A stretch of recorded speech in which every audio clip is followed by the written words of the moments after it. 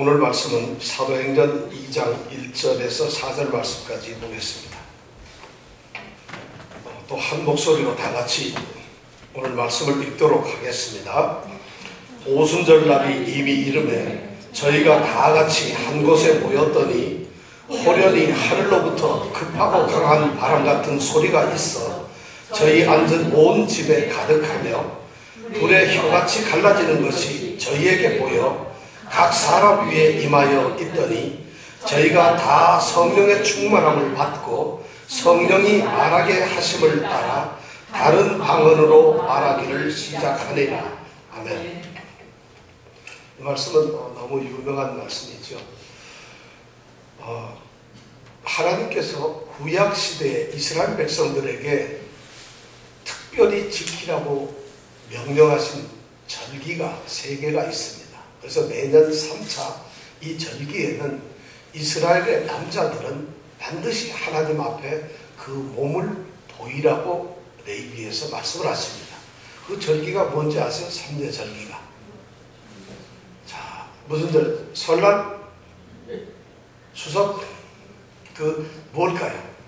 제가 오늘 아침에 든든한 교회에서 예배를 드리면서 물어봤는데 거기 있는 분들이 장로님이 4분이 계시고 권사님들이 8분이 계시고 집사님들이 27분이 계시고 이렇게 되는데 안수 집사님들이 4분이 계시고 그런데 다 몰랐어요. 2개 정도는 어떻게 해서 한 5분 시간을 끌었더니 맞췄는데 하나는 끝까지 이야기를 안 하시더라고요. 그래서 모르시는 건지 안 하시는 건지. 그런데 어떤 여자 집사님이 아무도 안 들리게 살짝 얘기했어요. 정답은 살살 얘기해도 괜찮습니다. 얼마든지 살살 얘기해도 정답은 정답입니다. 자, 3대 절기가 뭘까요? 유월절. 여기까지는 누구나 다 얘기합니다. 유월절은 이스라엘 백성들이 이집트에서 430년간 종살이를 했는데 모세라고 하는 위대한 지도자를 통해서 이집트에서 해방되는 그 날을 기념하는 것입니다. 해방절, 우리로 말하면 광복절이죠. 그죠? 그것이 바로 유월절이라고 하는. 그래서 이스라엘의 유월절은 보통 한 3월 경쯤에 이제 지내게 됩니다. 그 다음에 또 초막절. 초막절은 이스라엘의 이 달력이 9월서 그들의 달력은 7월인데 우리 양력으로는 한 9월쯤 됩니다.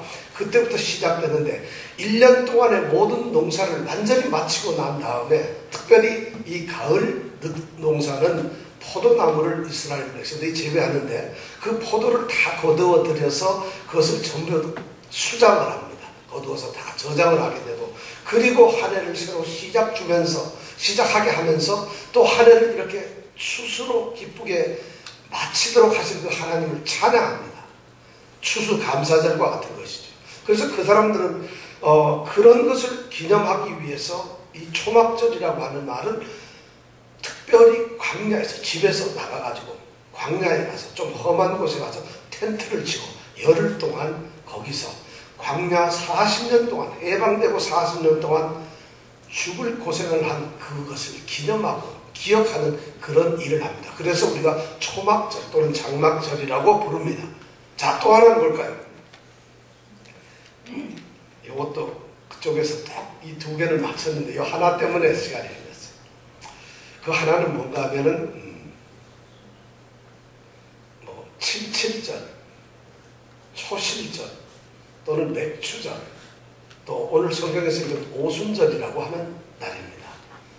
이 오순절이라고 하는 것은 6월절서부터 시작해서 50일째가 되는 오순이라는 말은 50일이라는 말입니다. 50일. 그러니까 우리가 칠순잔치 하면 몇 살이죠? 네, 그럼 8순 하면? 그럼 5순 하면? 그래서 오순절은 50이라는 말입니다. 이 순이라는 건 한자로 10이라는 말입니다. 그래서 우리 이 구한말 우리나라가 해방되기 1920년, 30년 이때 신문을 발행했는데 그때는 신문이 순보가 많았어요. 지금은 일보 또는 우리처럼 주보 이런 게 있는데 그때는 순보가 많았어요. 순보가 많다는 얘기는 며칠마다 발행이 된다고요? 천재네, 천재. 그걸 어떻게 금방 알아봤어요. 열흘 만에 발행되는 신문에서 순보, 그래서 한성순보 뭐 이런 신문들이 있었죠. 오순절이 바로 두 번째 절기. 오순절은 뭐냐면 6월절부터 시작해서 50일째가 되는 날에 그들이 절기를 지냈는데, 이때는 뭐냐면 이스라엘이 추수를 2번 합니다. 일찍 추수를 하는데 그때는 밀하고 보리가 추수가 되는데, 밀이 이 첫 번째 열매를 수확을 거둔 것을 하나님께 감사하는 그런 추수감사제입니다. 그러니까 추수감사제가 2번 있는데 제일 처음에 익은 이 첫 번째 수확을 가지고 드리는 것이 오순절. 그 다음에 마지막에 드리는 걸 뭐라고요? 그냥 누가 한마디 얘기하면 똑같이 따라하는데 절대 맥주가 아니고 초막절이라 한다 이거예요. 자, 그러면 3대 절기는 6월절, 오순절, 초막절, 이렇게 순서대로 얘기를 해야 맞는 것이죠. 그러니까 이 오순절은 예수님 당시에는 이 조금 개념이 달라져서 모세가 시내산에서 하나님으로부터 언약의 말씀을 받는 그때를 오순절로 생각했습니다. 출애굽을 해서 그 사람들이 여정을 쭉 와서 시내산에 도착해가지고 모세가 말씀을 가지고 온 날이 바로 오순절가 되는 날이다. 그래서 오순절을 지내게 되었습니다. 구약시대는 이렇게 절기를 지냈는데 오늘 우리는 성령 강림절을 지냅니다. 6월절은 구약시대는 6월절이었지만 오늘날에 와서는 우리는 6월절을 뭘로 지냅니까? 부활절로 지내요. 6월절은 해방이 된 날이잖아요. 예수님께서 성경을 보면은, 복음서에 보면은 예수님이 잡혀서 십자가에 달리시던 때가 6월절이에요. 그러니까 예수님이 6월절 날이 되기 바로 직전에 6월절 음식을 먹는 거예요. 그래서 그 날이 언젠가 하면 금요일 밤인데, 본래 이스라엘 사람들은 예수님은 목요일 밤에 6월절 음식을 잡수셨어요. 쓴나물과, 그렇죠, 누룩을 넣지 아니한 그 맛없는 떡을 먹었습니다.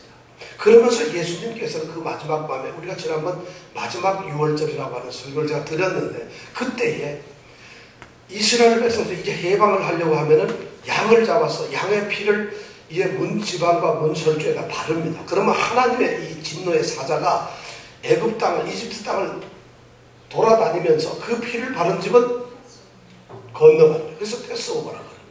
6월절에.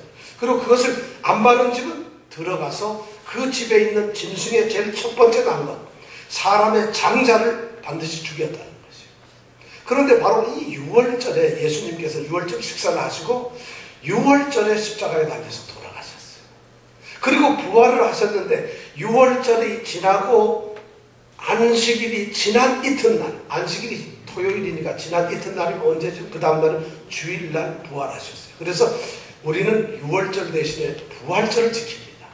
6월절은 정치적으로, 민족적으로 이집트에서 해방된 날이 6월절인데, 우리 성도들은 죄와 사망의 죽음에서 영원히 형벌을 받고 죽을 수밖에 없는 그런 처참한 사망의 자리에서 우리가 예수 그리스도의 십자가의 보혈로 구원을 받았다는 것이. 그래서 뭐라고 한다고? 부활절이란다. 6월절은 뭐와 같다? 자, 그렇습니다. 그러면 초막절은 뭐와 같을까요? 수장절, 초막절은 추수감사절하고 똑같죠. 마지막 추수를 다 하고 난 다음에 추수를 거둬들이죠. 우리도 추수감사절 할 때는 모든 추수가 끝난 다음에 감사에 우리가 제사를 지내는 것이죠. 그래서 초막절은 오늘날 우리가 교회에서 추수감사절로 지킵니다. 그렇다면 이 오순절은 그럼 뭘까? 성탄절은 그럼 뭔가?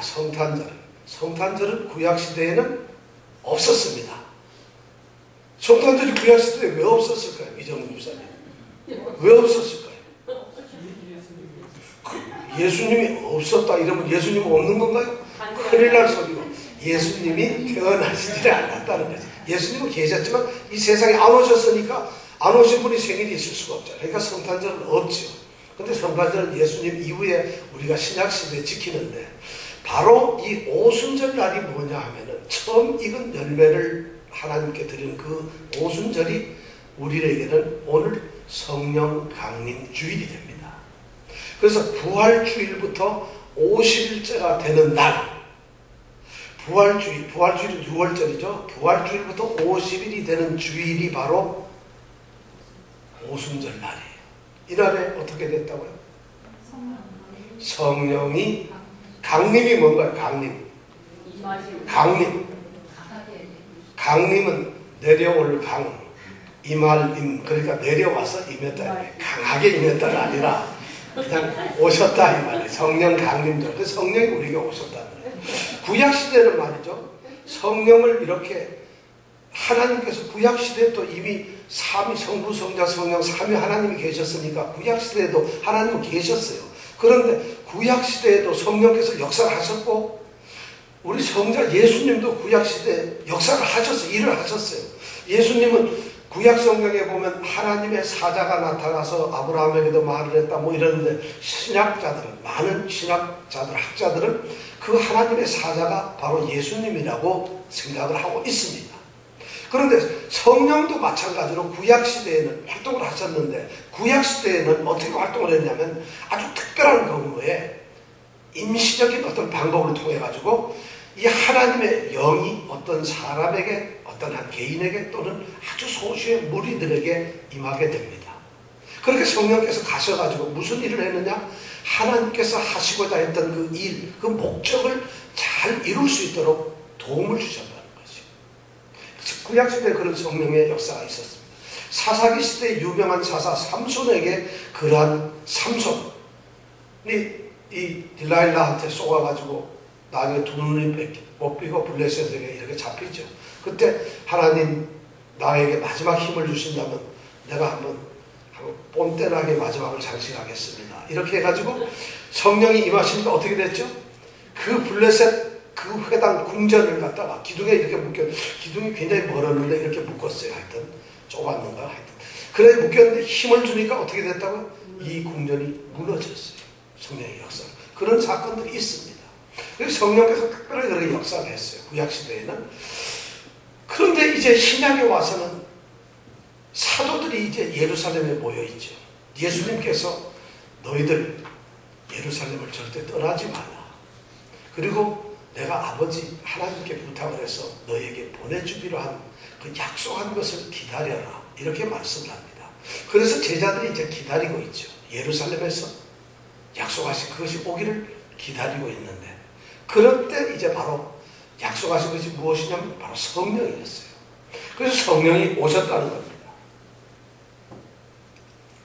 중요한 것은 그리스도인이 된다고 하는 것은 예수를 믿는다고 하는 이 성도가 된다고 하는 것은 처음부터 성령하고 관계가 없으면 될 수가 없습니다. 성령이 연결되지 않으면 어느 누구도 이 땅에서 그리스도인이 될 수가 없습니다.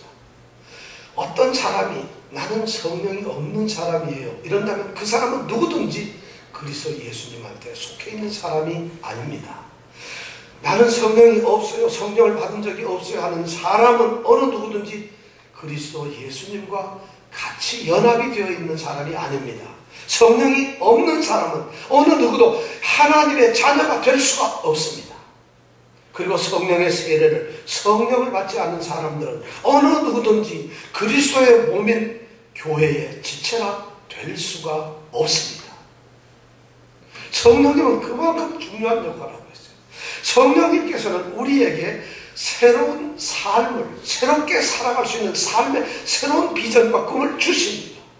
그런데 그런 새로움을 주시는 능력이 바로 성령님이 하시는 일인데 그런 새로운 삶을 또한 살아갈 수 있도록 그 새로운 삶을 주기만 하면 뭐합니까? 못 살면 큰일이잖아요. 그런데 새로운 삶을 살아갈 수 있는 능력을 주시는 분이 바로 또 성령님이죠.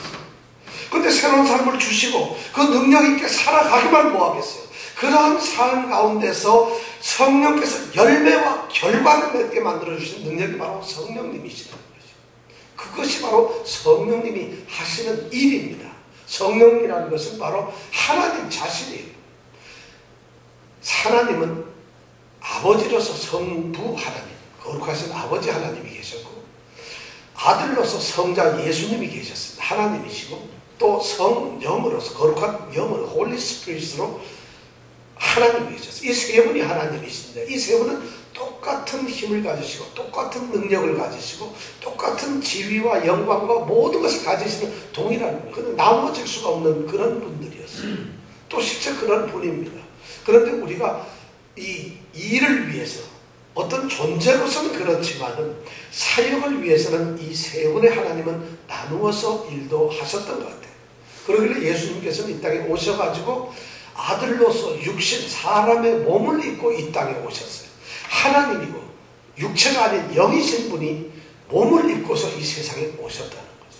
그리고 30여 년 동안 이 세상에서 삶을 사셨어요.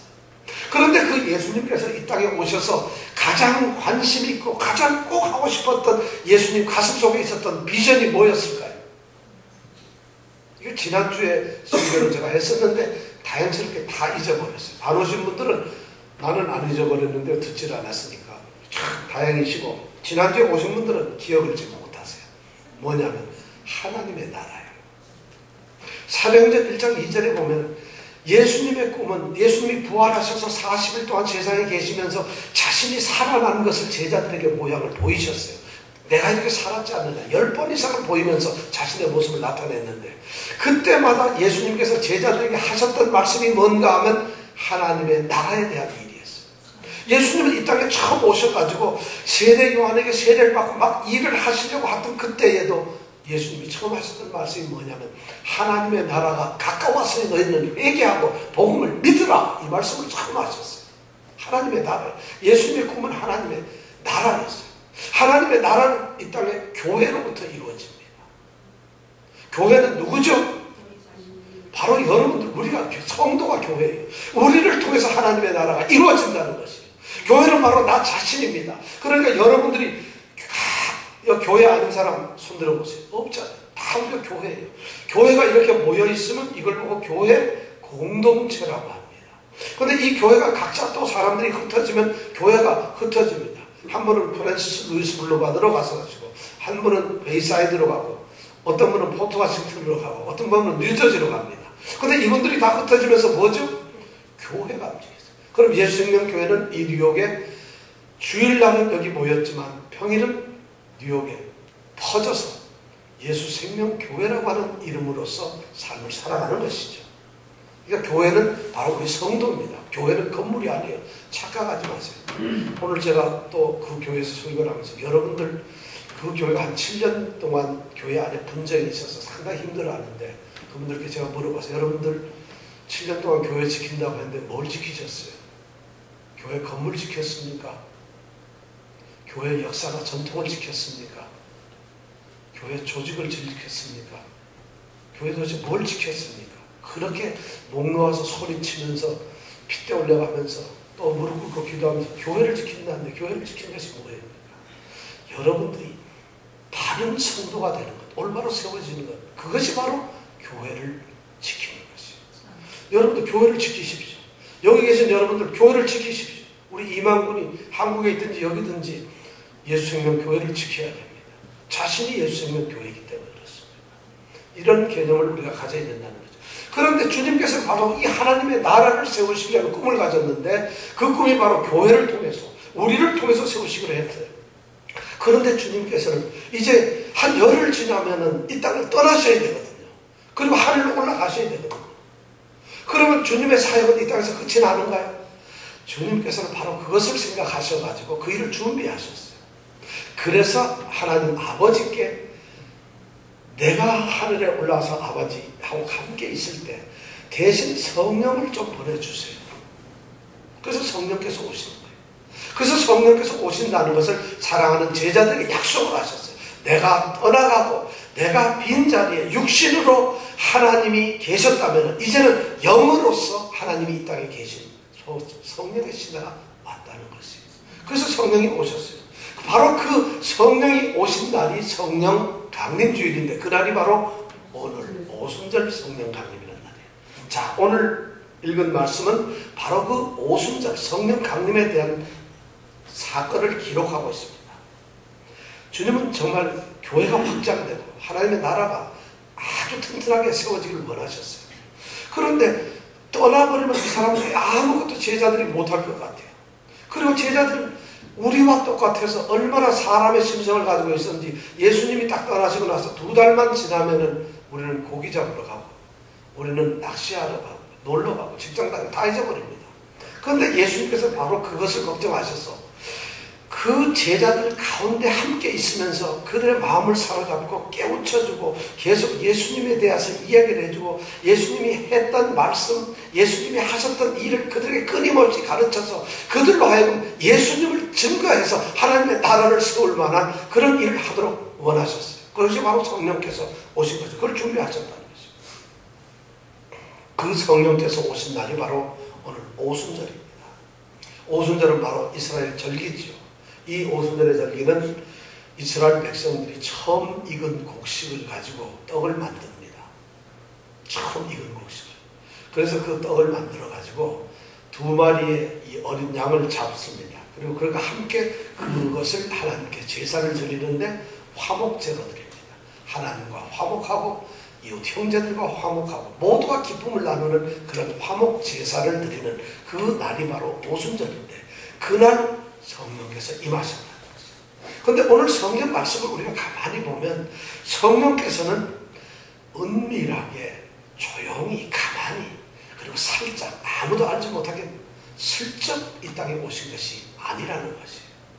오늘 말씀에 보니까 성령께서는 굉장히 공개적으로 아주 당당하게 그리고 선포하면서 오늘 이 세상에 오셨어요.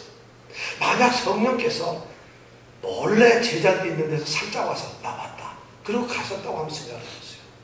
그러면 제자들이 아무리 성령이 왔다고 크게 떠들어도 세상 사람들이 믿지 않아요. 더군다나 그 제자들조차도 성령님이 진짜 왔다 가셨을까 하는 회의가 들거든요. 그런 오해나 착각은 없애기 위해서 성령님께서는 당당히 오셨어요. 바로 오순절 사건은 성령님이 이 땅을 지배하시는 왕으로 오신 대관식을 하는 날입니다. 바로 성령 강림절은 그런 날이에요. 우리가 잘 기억해야 될 것이 바로 그런 것이죠. 근데 어떻게 오셨느냐? 오늘 성경 말씀을 다 읽어보니까 2절에 보니까 호련히 하늘로부터 급하고 강한 바람 같은 소리가 있어 저희 앉은 온 집에 가득했다는 것이죠. 이것이 2절의 말씀이에요. 이 말씀을 가만히 읽어보면 이게 무슨 말인가 하면 성령의 소리를 들을 수가 있었다는 것이죠. 청각적으로 인식을 하고 깨달을 수 있는 그런 소리가 성령님이 오실 때 있었다는 것이에요. 그 소리는 하늘로부터 왔습니다. 그리고 그 소리는 급하고 강한 바람 같은 소리였다는 것입니다. 왜 바람이라고 했을까요? 이 바람이란 표현을 쓸 때에는 하나님께서 사람들에게 임하실 때 그 하나님이 임하시는 표현을 바람으로 구약 성경이나 성경에서는 말을 하고 있습니다. 하나님이 임하시는 그 상황을 형상적으로 표현할 때 바람이라는 표현을 쓰고 있습니다.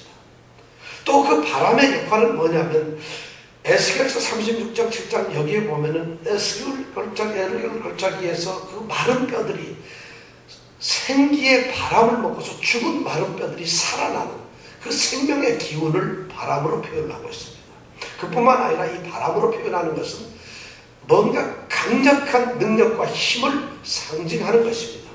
바로 성령께서는 그러한 하나님의 임재의 모습으로 죽은 자들에게 생명을 주시는 생기의 모습으로 강력한 능력을 가지신 능력의 그런 하나님으로서 영으로서 이 땅에 오셨습니다. 그런데 우리가 여기서 착각하지 말아야 될 것은 이 성령은 소리가 아닙니다. 바람이 아니에요. 바람이. 우리 성경 말씀을 잘 배워보세요. 사람들은 바람인 줄 알고 어떤 분은 성령 받으러 할 때 이러는데 착각도 엄청나요. 이 성경 말씀을 하면 바람이 아니에요. 성령은 바람 같은 소리예요. 이거 착각하면 바람이 아닙니다. 바람 같은 소리라는 거죠. 그러니까 이것이 절대 바람. 그러니까 바람 같은 소리는 이건 뭐냐면 바람 같은 그런 형상을 쭉 표현하고 있는 것이라는 거예요. 근데 그것이 들렸다는 것이에요. 그런데 그 소리가 온 집안에 가득했습니다. 온 집안에 가득했는데 제자들이 지금 그 성령이 임하는 그 방에는 120명 정도의 사람들이 지금 기도를 하고 있어요. 그런데 그들이 앉은 그 방 안에 가득하게 그 소리가 차 있었다는 거예요. 바람 같은 소리가. 그러니까 온 집이 가득하니까 모든 제자들이 그것을 느끼고 있어요. 그런데 이 느끼는 것은 말이죠. 이때까지 이 제자들이 한 번도 느껴보지도 경험해보지도 못했던 굉장히 친밀한 인격적인 것이었어요. 그리고 그것이 너무나 아주 강력한 것이었어요. 뭔가 확 변하고 너무 강력한 것이었어요.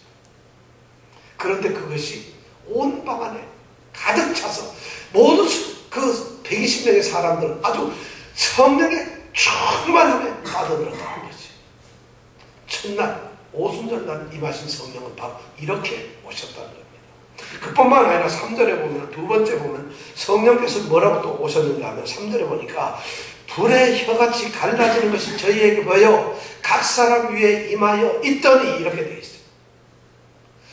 두 번째로 들어온 것은, 이거는 아까는 시각적으로 소리를 들을 수 있었는데 이번에는 눈을 떠서 볼 수가 있어요.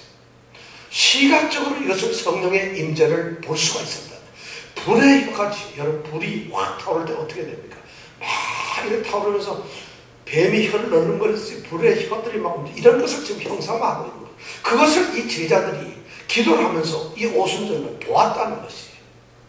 불이 혀처럼 막 갈라지는 것이에요. 그럼 이 왜 불이라고 했을까? 성경에도 불은 말이죠. 똑같이 역시 하나님의 임재를 나타낼 때 쓰는 그런 도구입니다. 불인데, 근데 불은 어떤 의미를 갖느냐 하면은 태우잖아요. 예를 들어 어떤 사람이 죄를 지고 더럽고 추한 그런 상황에 있는 죄가 있다면 이 불은 모든 것을 깨끗이 다 태워버립니다. 불은 바로 정결하게 만드는 도구로 사용됩니다. 그리고 이 불은 어떤 사람에게 만약 닿게 되면 그 사람을 뜨겁게 만듭니다. 열심을 갖게 합니다. 열정을 갖게 합니다. 어떤 일을 갖다 아주 정량적으로 할 수 있는 그런 강력한 힘을 동기부여를 하게 됩니다. 그래서 성령에 충만한 사람들은 힘없이 방에 앉아서 기도만 하고 성령 충만하다고 이러고 있는 사람들이 아닙니다. 성령이 충만한 사람들은 교회에서나 직장에서나 학교에서나 자신이 열심히 하는 사람들이에요. 왜냐하면 성령께서 힘을 주시는데 어떻게 가만히 속에서 뜨거움이 넘치는데 그 뜨거움을 어떻게 식힐 수가 있겠습니까? 성령의 불인데. 근데 그 불길이 혀처럼, 이 혀라고 하는 말은 말이라는 말이죠. 바로 언어와 말로서 복음이 선포된다는 이런 말씀입니다. 그래서 성령께서는 불의 혀처럼 말씀을 가지고 임하셨다. 말씀처럼 임하셨다. 근데 그 성령은 오늘 말씀 보니 3절에 보니까 각 사람 위에 임하여 있다는 거죠. 어느 한 사람도 예외가 없습니다. 지금 이 자리에서 오늘 예배를 드리는 우리 여수생명교회 모든 가족들을 위해 성령께서 각 사람 위에 임하시기를 축원합니다. 정말 각 사람 위에 임했다. 제외된 예외가 한 명도 없어요. 120명이 똑같이 성령이, 그 중에 다 기도했으니까 졸고 있는 사람이 있었을까요? 없었을까요? 있었을까요? 졸면서 기도하는 은혜가 넘치는 사람도 있을 수가 있었겠죠. 또는 기도하면서 개떡 내야 되는데 이런 생각을 하는 분도 있었을지 모르겠어요. 그런데 120명 그 사람들 각 사람 위에 성령이 임하셨다는 거죠. 성령께서는 모든 사람들에게 한 사람 한 사람 개별적으로 임하셨어요. 그런데 개별적으로 임한 그 성령이 어떻게 되냐면 그래서 한 사람 한 사람 집합적으로 임해지는 것이 아니라 한 사람 한 사람 그 안에는 각 사람 위에 있는 것인데, 그러다 보니까 성령이 나한테 오셔가지고 이 성령은 다른 사람의 성령이 아니라 나와 함께 있는 나의 성령이 된다는 것이죠. 우리가 나의 하나님을 외치듯이 바로 성령께서는 나의 하나님이 되신다는 것입니다. 그 다음에 성령께서는 성령이 오셨다는 것을 증거하는 방법을 바로 가지셨어요. 그것이 뭐냐면 성령께서 임재하셨다는 것이 오늘 뭘로 증거를 했느냐? 언어로서, 방언으로서 증거를 했다는 것입니다. 그 사람들이 다 성령의 충만함을 받았습니다. 우리 4절에 보니까 저희가 다 성령의 충만함을 받고 그 안에 있었던 사람들은 어느 한 사람 예외 없이 성령의 충만함을 받았습니다. 그 다음에 놀라운 말이 나와요. 성령이 말하게 하심을 따라 성령이 누구에게 말을 하게 했을까요? 120명 각 사람, 성령에 충만한 사람들에게 말을 하도록 시켰다는 것이에요. 그랬더니 그 사람들이 입을 열어서 하는 말이 다른 방언으로 말하기를 시작했다는 것이에요. 자, 성령께서 말하기를 시켰다, 말하게 하셨다는 이 말 말하게 하셨다는 이 말이 여러분들 무슨 말이냐면 야 말해봐 이런 뜻이 아닙니다. 말하게 만들었다는 이 말은 이 말을 하는데 굉장히 크고 그리고 아주 분명하게 선포하게 했다는 이런 말입니다.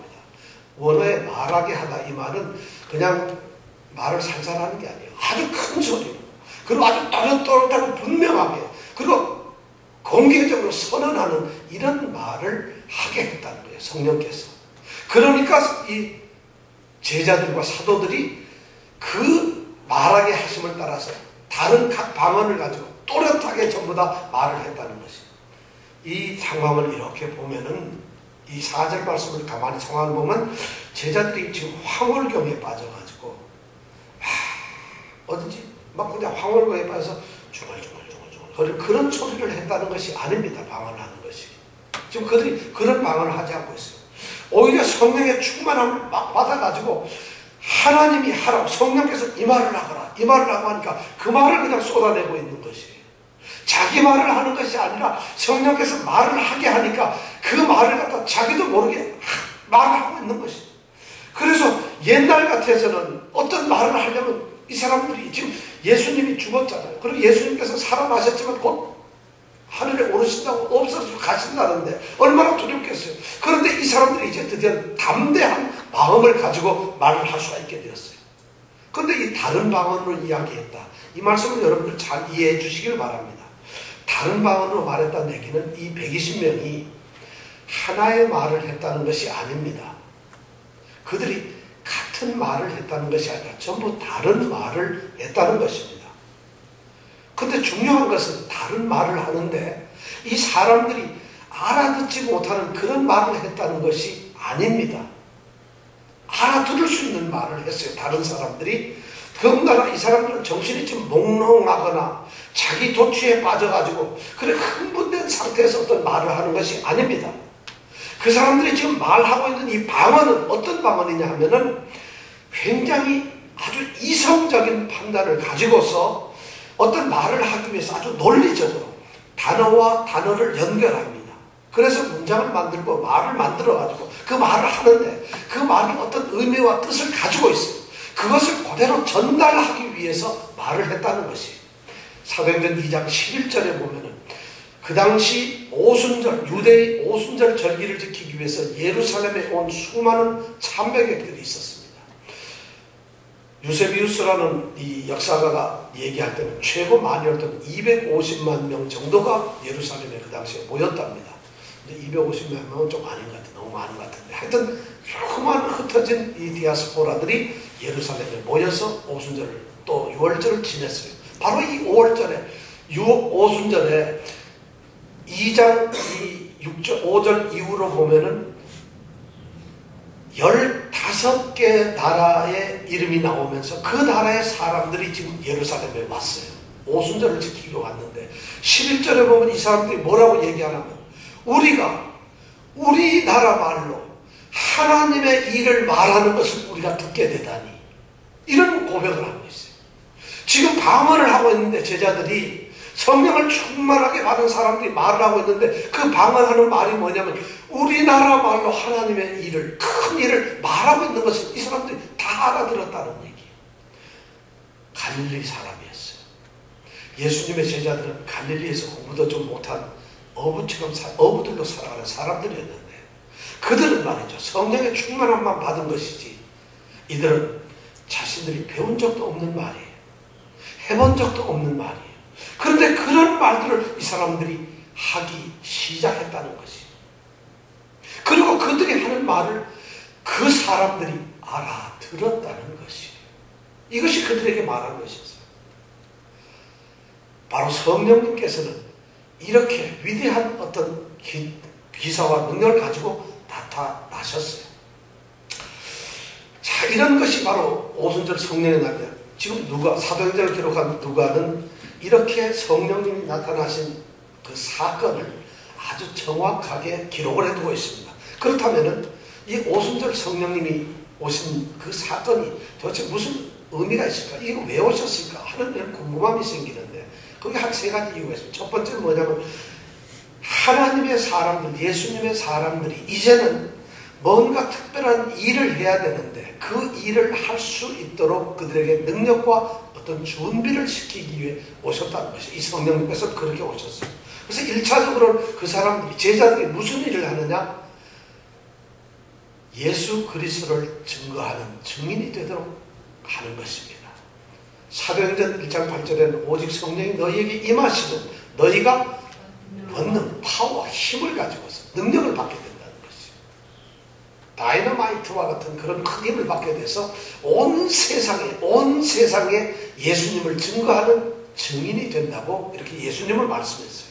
그러니까 증인이 되는 이 제자들에게 증인의 삶을 살 수 있도록 힘이 되도록 성령께서 임했다는 것입니다.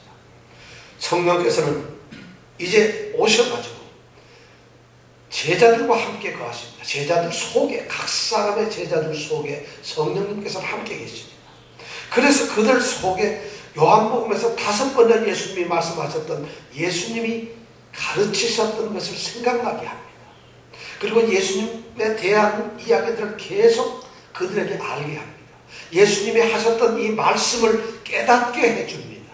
그리고 그 사람 제자들을 갖다가 진리가 아닌 것은 버리고 진리 안에서만 인도해서 결국에는 예수님께 영광을 돌리게 하는 이런 일을 하게 했다는 것이, 바로 예수님께서 그런 성령을 보내시겠다고 약속을 하셨는데 그 성령이 오신 날이 바로 오순절이에요.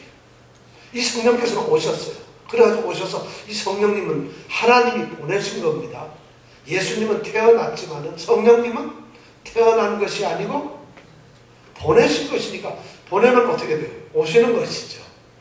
그러니까 예수님은 성탄에서 태어난 날이 있지만 성령님은 태어난 날이 없고 보내심을 받고 임재한 날만 있는 것입니다. 그래서 이 성령님을 오셔가지고 이제 성령님을 모시고 사는 사람들, 제자들에게 훈계하고 어떤 것을 권고하고 또 어떤 때는 격려하고 위로하고 어떤 때는 도움을 주기 위해서 오셨다는 것이죠. 바로 이런 사역을 위해서 오셨다는 것입니다. 그 다음에 두 번째 우리가 또 기억해야 될 것은, 오순절 성령 강림 사건은 계속해서 반복되거나 되풀이되는 일이 아니라 하나님의 구속 역사, 하나님께서 죄인을 구원하시기 위한 이 구원의 역사 속에서는 단 한 번밖에 일어나지 않는 사건이라는 것이에요. 성령이 오시는 것은 한 번밖에 오지 않습니다. 요즘 성령을 가장 주장하는 오순절 계통의 교회들은 오순절 성령이 임하시기를, 오순절에 성령이 임하신 것처럼 오순절에 성령이 임하기를 너무 많이 이야기하는데 그것은 성경적으로 맞지 않은 것 같습니다. 오순절 이 성령님이 오셨다는 이 사건은 성령님이 계속해서 반복적으로 오신다는 그런 의미가 아닙니다. 그리고 그러한 사건이 다시 또 일어날 수 있다는 것을 의미하는 것은 아닙니다. 이것은 오순절 성령 사건은 인류 역사에, 구속사에 딱 한 번밖에 없는 사건이라는 것이에요. 아니 그게 무슨 말입니까? 여러분들 이해가 안 가실지 모르겠지만 제가 이렇게 설명을 한번 드려볼게요. 우리는 교회 절기로 성탄절을 지금 우리가 갖습니다. 부활절도 가지고 있죠. 고난주간도 갖습니다. 그런데 성탄절, 부활절, 고난주간, 추수감사절이 매년 다가옵니다. 절기는 매년 다가오지만 그 절기가 가지고 있는 예수님의 태어남이라든가 예수님이 부활하신 거라든가 예수님이 고난을 받는 것이 매년 반복되는 것은 아닙니다. 그죠? 그렇죠. 그러니까 오순절에 성령께서 오신 것은 한 번의 사건이지만 그 사건이 오순절 때마다 예수님께서 오시고 또 성령님이 오시고 누가 또 찾아오면 야 오순절 성령이 오시는 이러는 것은 아니라는 것이에요. 그러니까 이 사건은 역사적으로 단 한 번이라는 것이에요. 예수님께서 사람의 모양으로 사람으로 세상에 태어난 날이 성탄절 하루라면은 마찬가지로 성령님께서 이 세상에 오신 것은 성령 강림절 하루라는 것이에요. 그것은 예수님의 성탄절은 계속 오지만 예수님은 계속 태어나시는 것이 아니라 한 번에 있는 것처럼 성령은 마찬가지로 그렇다는 것이에요. 그렇다면 도대체 이 성령의 오순절 성령의 역사는 그럼 뭐냐? 세 번째 중요한 것이 뭐냐면 바로 이 오순절 성령 강림 사건은 이제 시대가 성령의 시대가 열렸다는 것을 선포하는 것이에요. 이제부터 시대는 성령의 시대라는 것이에요. 예수님께서 이 땅에 오셔서 계셨는데 이제 예수님이 떠나니까 성령님께서 이 땅에 오셨는데 그 성령님께서는 뭔 일을 하시느냐? 이 땅에 이제 거하시는 것이에요. 모든 성도들 안에 계시는 것이에요. 그러니까 이제 뭐 왔다 갔다 하는 것이 아니에요. 마치 저기 전주에 우리 친정 엄마가 말이죠. 우리 딸이 서울에서 애 좀 낳으려 그러면 아이고 애 돌봐주러 가야지 하고 짐 싸가지고 와서 한 2달 있다 내려가면 이런 것이 성령이 아니라 왔다 갔다 하고 뭐 들러리처럼 왔다 이런 것이 성령이 아니라는 거예요. 성령이 이 땅에 한번 오셨어요. 그런데 그 오신 성령이 우리 가운데 있으신 거예요. 영원히 그분은 같이 있으신 거예요. 이것이 바로 성령 강림절의 또 다른 의미. 그래서 이제는 성령의 시대가 되었다는 거예요. 사도행전은 말이죠. 바로 그런 성령의 충만함을 받은 제자들이 말이죠. 온 세상을 향해서 예수 그리스도를 전달하고 그것을 증거하고 전파하는 일을 기록한 책이 바로 사도행전입니다. 그런데 그 사도행전의 제자들이 28장까지 이 두꺼운 성령의 일들을 하고 있었어요. 그런데 제자들은 단지 도구였어요. 그 모든 일을 하는 것이 성령님이 하셨다. 성령께서 제자들을 사용하셔서 제자들이 일을 할 수 있도록 했어요. 그런데 사도행전 28장 31절 마지막 절에는 하나님의 나라에 관한 담대한 복음을 전파하는데 그 많은 자들이 없었더라 합니다. 바로 성령의 역사는 아무도 금할 수가 없었어요. 그러면 사도행전의 역사는 28장에서 끝나는 것이 아니라 지금도 계속 되어지고 있다는 것입니다. 그 많은 사람이 없어요. 그렇다면 그 많은 사람이 없는데 그 성령의 역사에 의해서 누가 그 일을 담당하느냐? 우리 성도들이라는 거죠. 그래서 성령이 오셨기 때문에 성령의 이제 충만함을 받는 것이죠. 비록 성령이 다시 오거나 이런 것이 반복되지 않지만은 모든 백성들은 이미 성령 안에서 성령을 충만하게 받습니다.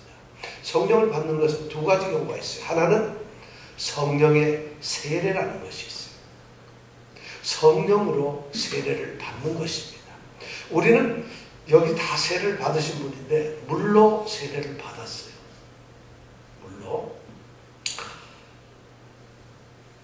물로 세례를 받았다고 해서 하나님의 자녀나 그리스도인이 되었다고 말을 할 수는 없습니다.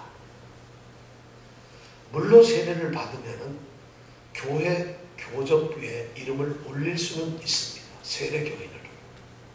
그런데 물로 세례를 받았기 때문에 나는 구원받은 사람이다 이렇게 말할 수는 없습니다. 왜냐하면 물로 세례를 받는 것은 공개적으로 공중 앞에서 내가 세례를 이제 받았습니다 하는 증표일 뿐입니다. 하나님의 거룩한 보이지 않는 교회의 구성원들은, 하나님 나라의 구성원들은 반드시 성령의 세례를 받아야 합니다. 성령의 세례란 무엇이냐? 내가 죄를 회개할 때 죄사함을 위해서 내게 나타나는 것입니다.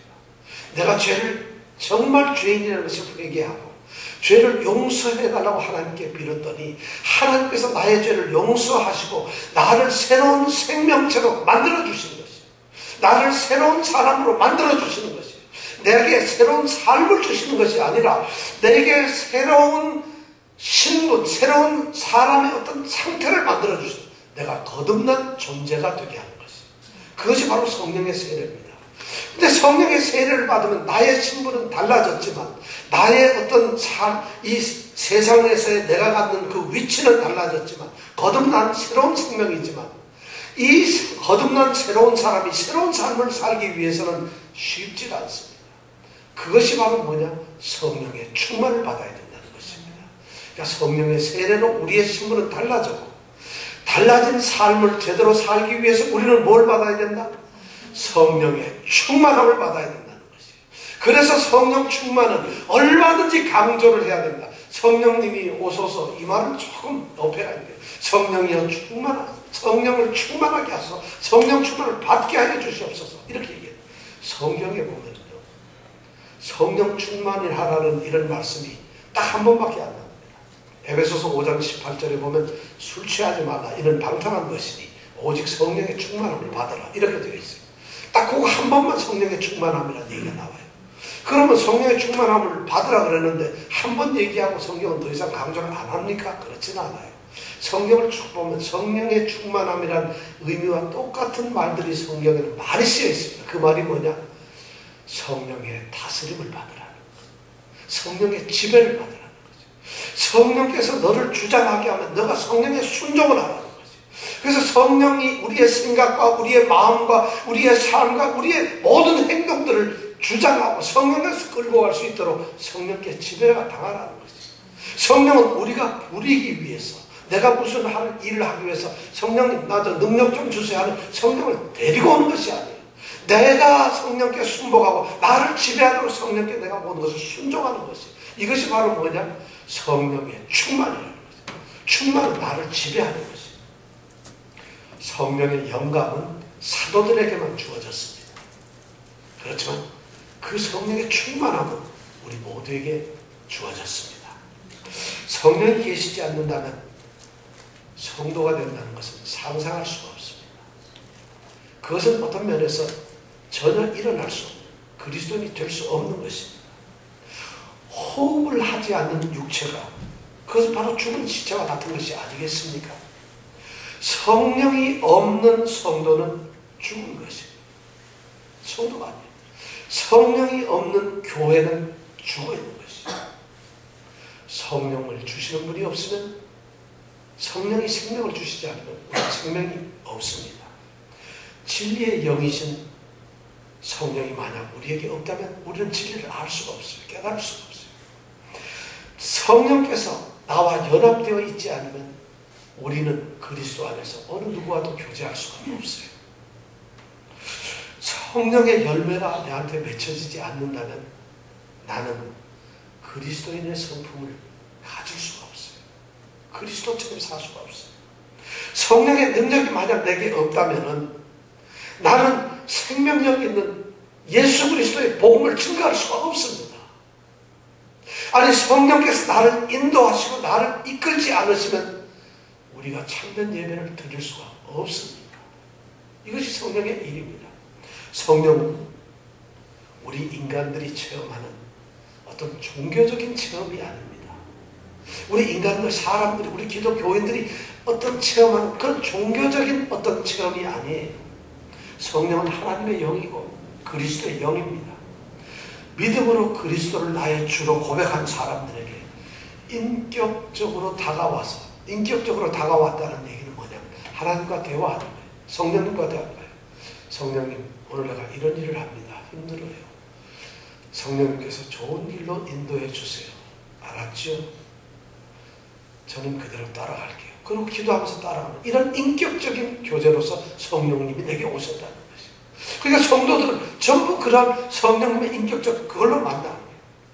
그래서 그 성령님께서 내게 같이 하시면은 성령님께서는 어떤 일을 하냐면 지금부터 2000년 전에 예수 그리스도께서 이 땅에서 하셨던 그 사건들, 예수님의 모든 삶의 사건들이 성령을 통해서 내게 지금 오늘날 내 눈앞에서 그 예수의 사건들이 현재화되어서 현재 일처럼 그대로 살아나는 것이에요. 그 일을 우리가 하는 것이에요. 예수와 함께 그렇게 살아가는 것이에요. 그래서 성령님은 바로 그 일을 하시는 거죠. 이 세상의 어떤 성도들도 어떤 교회들도 성령께서는 권능과 능력을 안 주신 분이 없어요. 누구나가 다 권력과 능력을 가지고 갔어요. 성령께서 교회가 바로 그런 능력을 갖도록 했는데 교회가 만약 그게 없으면 다 죽어있는 시체입니다. 교인들이 이 교회 갔다 절로 갔다 돌아다니고, 그리고 교인들이 교회를 위해서 성령 공동체, 이 교회 공동체에 대해서 자기가 하나님의 자녀라는 인식이 없는 그 사람들은 제가 보기에는 죽은 시체들이 떠돌아다니니까 똑같을지도 모른다는 것이 심각한 문제예요. 여러분, 성령께서 우리에게 있어야 됩니다. 말씀을 맺습니다. 한마디를 드리겠습니다. 성령께서 오셨습니다. 성령께서 오셨어요. 이제 그 성령이 우리 모든 성도들에게 충만해야 됩니다. 성령께서 내게 가득 채워서 성령이 완전히 지배되는 거죠.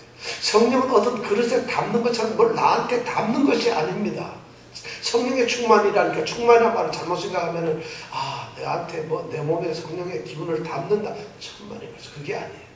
성령의 충만이라는 것은 성령께서 말씀하신 걸 듣는 것이에요.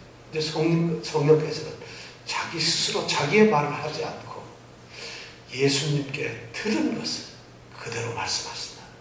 그것이 뭐냐고 말씀이라는 거죠. 성령에 충만한 사람들은 말씀대로 살아가는 사람들이에요. 그 말씀대로 살도록 하는 거죠. 이 성령의 충만함이 이 오순절날 성령 강림 사건을 통해서 우리에게 충만하기를 축원합니다. 기도하겠습니다. 오늘날 성령 하면서 정작 성령께서는 알지도 못하는 성령 부르짖음을 우리가 많이 보게 됩니다. 우리는 성령을 현상적으로 어떤 상징적으로만 생각을 합니다. 그러나 주님은 말씀하십니다. 성령이 너희 속에 함께 계신다. 성령이 거하는 집이 바로 내 몸이라는 것입니다. 우리는 성령과 함께 살아가는 것. 성령께서는 우리와 날마다 대화하고 우리가 밥을 먹을 때도 우리가 걸어갈 때도 우리가 일을 할 때도 성령께서는 나와 함께 계십니다. 그분이 내 몸, 내 교회의 주인이 되어야 되지 않겠습니까? 그분의 지배를 받아야 되지 않겠습니까? 그분이 시키는 대로 다스리는 대로 우리가 순종해야 되지 않겠습니까? 나의 주인을 성령님으로 모시고 그분이 나의 왕이 되도록 모셔야 되지 않겠습니까? 오순절 성령께서 오신 바로 이날 오늘 저희들은 성령이 내게 충만하기를 간절히 원합니다. 성령님 오셔서